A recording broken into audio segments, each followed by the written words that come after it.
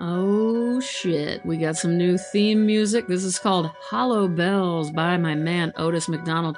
My name is Robin O'Neill. This is me reading stuff. This is Friday night.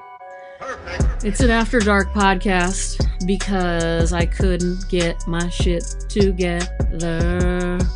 Oh, I need an assistant to help me get through a day. Okay. I don't need an assistant. I don't want an assistant, actually. I like my life the way it is. But I think I'm just recovering, man. It was a busy time over the last couple of weeks. I've basically been traveling or moving for the last half a year at this point. So, I'm tired, I'm exhausted, but I'm so happy to be home. What's new with me? I need to take a shower. It's 7:44 p.m. tonight, and I'll be honest, I haven't taken a shower yet today. I kind of did that, though, because my hair looked really good for a change. I was looking at it, and I'm like, I'm not messing this up. I look good today. And that's funny I'm saying that, because actually all day I was feeling crazy insecure about the way I look. I was into my hair. I wasn't into anything else. And I just got back from, some of you know, some of you don't, but I was just I almost said on tour, but I wasn't on tour. I was in Texas for a couple of different openings of mine, and that all was so great. I cannot even say enough about it. But as a result of being at public openings or private openings or whatever they are, there's just a lot of photos and videos floating around of me out there. And I'm not saying like hundreds, but just a few that I saw, and I was just like, oh God, if I have to look at another photo of me, I'm gonna vomit all over the ground. And so I'm a little upset about a few things I saw, just because I just don't like I hate looking at photos of me. But I'm also not gonna be the person who's like, nah, I don't want to take any photos, because that's not fun. So anyway, just feeling a little insecure in general, but feeling great about my hair right now, which is funny too, because I haven't cut my hair in over a year, and it looks horrible in all reality, but is it weird that I like it? I'm always the type too, when somebody has, or on TV when you see before and after, or in a magazine when people get makeovers, I've never once liked the makeover version of a person. I always like the earlier version of them. So that must be why I'm feeling good about my hair, because it is any hairstylist would look at me and just be mortified and want to help from the bottom of their heart, try to help me out. Which apparently means I love my hair. So here's Frankie. Frankie's in the room. I am in my yarn room. I'm so happy to be home after weeks on end being away. It's very hard for me. I'm such a baby. I really am. Like, I need my stuff. So when I came home, I just collapsed, and I pet my cat, and I got under blankets and hibernated for about 24 hours. And it's cold, so I got to put on the fireplace. My mom got me these amazing slippers. I guess they're common, but I'd never heard of them. Mucklucks, is that what they're called? And they're so cozy. So I'm getting the cozy vibes going. It's cold enough to wear a jacket every day. I got my first raincoat. That's really fun. What else? I'm a little, I don't know if I'm happy right now. I'm just very emotional. I'm kind of up and down, but let's see. So yeah, I need a shower. Oh, you want to hear what I made for dinner? Okay, I'll tell you. I made turkey meatloaf, and I just kind of make it my own way. I don't know. I learned it from my dad, and I love it, so that was good. And then I made some mashed potatoes, also just winged that one. I'll tell you what was in it, though. I used red skinned potatoes, and I left the skin on. And I used just a little, I'm going to admit it, I used a little bit of bacon in there. I had bacon in the mashed potatoes. I roasted a whole head of garlic, and I put half of that in there. But there were a lot of potatoes, so it wasn't over garlicky. And, a little butter and sour cream, salt, pepper. There was something else. I don't remember. But anyway, it was really good, I think. And then the other fun item on the table tonight was glazed carrots. It felt like a very 1950s dinner. I felt like, who did I feel like? I felt like June Cleaver a little bit. It made me feel really fun. I was a very trashy version of June Cleaver, but the glazed carrots are like a little brown sugar and butter in with the boiled carrots. I've only made those about 4 times in my life, but every time I do, I'm so into it. So that was fun. Another thing going on with me is I'm embarrassed to say it. I've never seen The Sopranos. I've never watched it. I didn't have any problem with it at all. I never had an opposition to it. It's just that I'm very slow to things sometimes. And this was one of them, and I wanted to give myself a moment when I could actually pay attention to it. And now's the time. So I started it. I'm maybe only 2 or 3 episodes in, but I'm excited to keep going down this experience, the experience that is The Sopranos. I love Tony. I love Tony so far, and I love Paulie Walnuts. And I don't know. I hate his mom. Oh God, I hate Tony's mom. Maron, I wish she'd shut up. What a miserable human being. If you ever want to see why you shouldn't keep resentments and you shouldn't hold on to resentments or anything from your past, just go ahead and take a look at Tony Soprano's mom, and that's all you need to see. Yeah, man, she's probably my least favorite character I've ever seen on TV. So there you go. What else is going on? How are you guys doing? What's new in your world? We're almost to Halloween. Everybody loves Halloween. We're ready for that. And it's getting into winter territory. I hope you're enjoying getting a little bit cozier, a little bit slow your pace down, slow your roll. And I hope you're reading more books. I always think of fall and winter. They're just more conducive to reading even more, aren't they? I have so many, I kind of organized all of my stacks of books. I have stacks all over the place, but especially the one by my bedside is the most important one. And I kind of prioritized down there, and I should take a photo and share it with you guys. But it just got so exciting to know that all fall and winter long, I'm going to get through all these books. Speaking of new books, you know it. I always talk about Stephanie Gehring, amazing writer, poet, and bookseller at Malvern Books in Austin, Texas, my favorite poetry bookstore. And I got to see Stephanie while in Texas, and she gifted me so many amazing books, all of which I have laid out before me right now in my fun room, the yarn room. And so I'm not sure what I'm going to read to you guys, but the book I'm most excited to read is actually called Heaven's Breath, A Natural History of the Wind by Lyle Watson, introduction by Nick Hunt. Let me read you the description. Wind is everywhere and nowhere. Wind is the circulatory system of the earth and its nervous system too. Energy and information flow through it.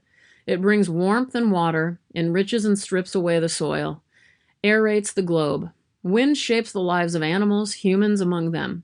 Trade follows the path of the wind, as empire also does. Wind made the difference in wars between the Greeks and Persians, the Mongols and the Japanese. Wind helped to destroy the Spanish Armada, and wind is no less determining of our inner lives. The phone, Mistral. Excuse me, man. Sirocco, don't know that word. Sirocco. Santa Ana and other, quote, ill winds of the world are correlated with disease, suicide, and even murder. Heaven's Breath is an encyclopedic and enchanting book that opens dazzling new perspectives on history, nature, and humanity. I'm so psyched about this. And by the way, I first learned about the Sirocco. I think it is called Sirocco. I learned about the Sirocco winds causing murder from the show Beverly Hills 90210. Luke Perry's character Dylan talks about them. Is it Sirocco? That's it. I've always wondered what he was saying, and now I've seen it for the first time. Sirocco winds. Let's look it up. You guys like when I do this? Let's see. Sirocco pronounce. Let's see if we can figure out how to pronounce. I think it's Sirocco, if I am to trust Dylan McKay on 90210, which I always do. Here we go. Sirocco. Yep. He sounds... Sirocco. Sirocco. Sirocco. Speaking of wind and skies and weather and all of that good stuff, some of you may have seen, some of you may have not. I am on the newest Modern Art Notes podcast with Tyler Green, also known as the Man Podcast. I am so excited. We did a live taping of it in Fort Worth on the eve of the opening of my show, We the Masses, at the Modern in Fort Worth. Sorry, I have bad allergies right now. And anyway, so I'm in the newest episode that was released yesterday, and it was an amazing interview. Tyler is the greatest interviewer. I always call him the Michael Silverblatt of the art world. If you're an artist, you want to be interviewed by him, or you also just want Tyler to look at your work, period. He has such a expansive and intimidating knowledge of art history, which is exactly why I wanted to talk to him. And it was the first time I was ever slightly nervous before an interview. I never get nervous on stage. I never get nervous giving a lecture or anything like that. But I was a little nervous about this one. I don't think you could tell. I sunk right into it right away and I was fine. But anyway, I haven't listened back to it in full yet, and I don't know that I will, but I do want to let you guys know that that's out there, and I will link to it. And you can find Modern Art Notes on all of the places you get podcasts. I get it through Apple Podcasts, but he's all over the place. And if you're an artist and you don't know about Tyler Green, get on that. Get on that immediately. What else? I think that's all I've got for you guys. I'm going to read now from one of the many awesome books I got from Stephanie Gehring at Malvern Books. And again, if you're ever lucky enough to get to Austin, you do need to go to Malvern Books. It is, what do they describe? I mean, they're an independent bookseller, and let's see, what do they call themselves on their website? I should be much more used to telling you who they are. Bookstore and community space for literary enthusiasts in Austin, Texas. We specialize in visionary literature and poetry from independent publishers with a focus on lesser known and emerging voices the world needs to hear.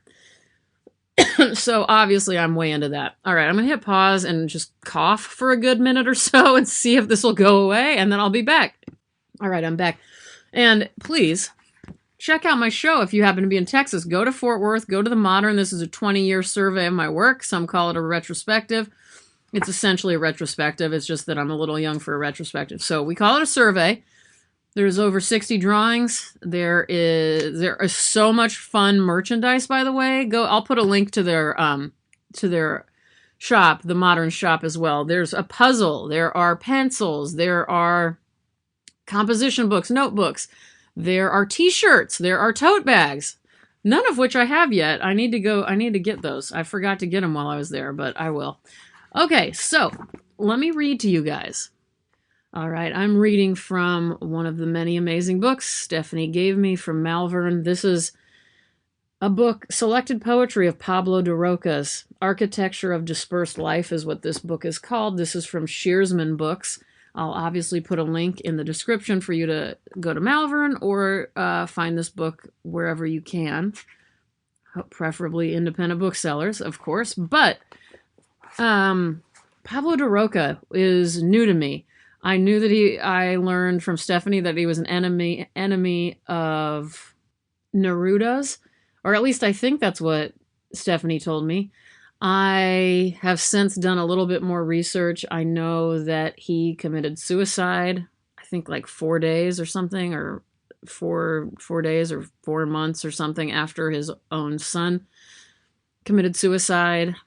I know that I feel that I should have read him much earlier, and I can't wait to read and finish this entire book. But I'm going to be reading from, this is an amazing poem name. The poem's title is Pablo de Rokha by Pablo de Rokha.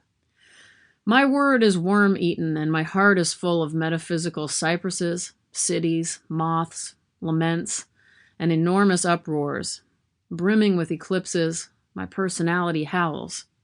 Woman, shake the dry leaves from my pants.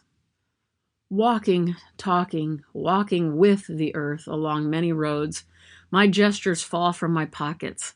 At dusk I left my tongue at the town square. I don't pick them up and there they stay, they're like dead birds in the solitude of worlds. Decomposing, the common man says, they are sad stubs, and goes on by. Ideas sprout over me and hurt like hair, head of hair full of pain and dust, creaking upon sad contact with the outside, organic, quivering, trembling, and blood-charged. It resembles a handful of irremediable actions. Radiograms and telegrams cross the hemispheres of my physiology, howling events, places, words. Yesterday I believed myself dead.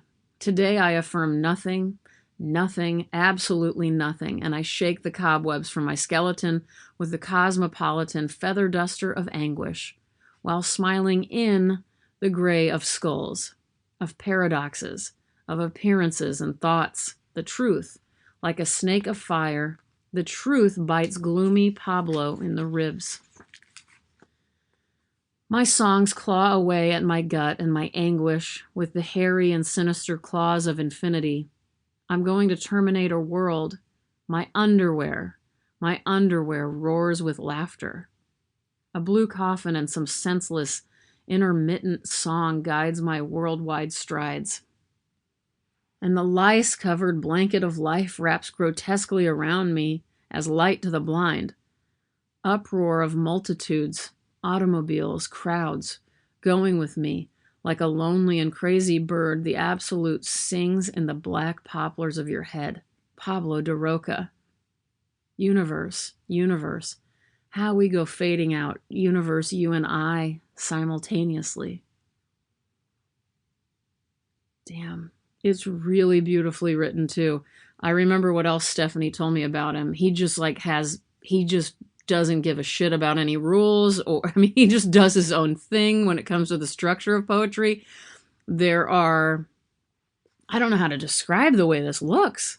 It's not completely wild, but it is. So at the end there, when I said, absolute sings in the black poplars of your head, it says, comma, Pablo de Rokha, exclamation point, dot, dot, end parentheses, dot, another parentheses, huge dash, dot, dot, dot, dot, dot, universe, universe, how we go fading out, universe, you and I, comma, all caps simultaneously, exclamation point, dot, dot, dot, dot, dot, dot, dot, long dash, end parentheses, period. It's very beautiful. Oh, and up there when I said, I'm going to terminate a world, and then it's semicolon, parentheses, my bold underwear roars with laughter, exclamation point, dot, dot, end parentheses, dot. It's completely insane. Should I read you another one? Just a short one? I'll read you the one called Charlie Chaplin. I haven't even read this one yet. The boys and girls applaud his macabre and simple attitude, elemental, sad and broken like a happy man. Happy as an undertaker. And Chaplin howls into the void, under the blooming peach tree of the childish laughter. Same as a corpse crowned with carnations and bunches of fruit, crowned with pain, ulcers and maggots, and crying its guts out. And guts was all caps. God, he's good. I'm so excited. I'm psyched about this book. Thank you, Stephanie Gehring, everybody. You guys, I'm exhausted. I'm going to take a shower. I'm going to ruin my amazing hairstyle I got going. I'm going to take a break. I'm going to take a break from my phone, except for one thing I'm going to do tomorrow. I'm going to put my phone away, not look at social media for a few days. I had a lot I wanted to share recently. I have a lot of confliction, surrounding all of this stuff. I love to share. As I've told you, the whole point of me reading stuff came from how much I loved show and tell when I was younger. I love sharing things that I'm into and excited about, but I also just want to be quiet and removed right now. There was just so much. I had so much more to do than I'm used to that I'm still kind of recovering. But again, I just want you all to know, if any of you were there or have seen my show or were there for my book signing or anything like that, I so deeply appreciate it. And to any of you who are new listeners, because of you hearing me on Tyler Green's Modern Art Notes podcast, thank you so much for listening, and thank you for reaching out if you did, which many of you did, and I really, really appreciate it. But anyway, I'm just very grateful. Never did I think I'd have anything like any of this happening to me. I really didn't, but I'm very I'm in a good place for the most part. All right. You guys are awesome. I hope you're all doing well. Have a great weekend. Relax, get cozy. Don't tell me any spoilers about Tony Soprano or his mom or when she dies. I sure hope it's soon. I'm just kidding. All right. I love you guys. Bye.